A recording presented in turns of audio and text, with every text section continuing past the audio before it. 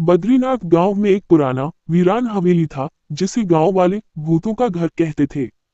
कहते हैं कि उस हवेली में कई साल पहले एक भयानक हादसा हुआ था। रात के अंधेरे में हवेली से अजीब अजीब आवाजें आती थी, जैसे किसी की चीखें और रोने की आवाज।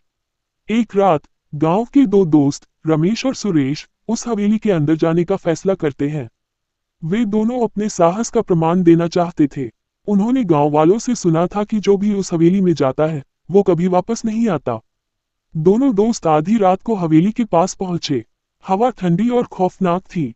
दरवाजा खोलते ही एक जोर की चीख सुनाई दी, लेकिन उन्होंने इसे नजरअंदाज किया और अंदर चले गए।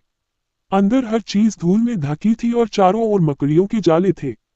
वे दोनों अलग अलग कमरों की जांच करने लगे। अचानक रमेश को एक कमरे से रोने की आवाज सुनाई दी। उसने सुरेश को बुलाया और दोनों उस कमरे की तरफ बढ़े।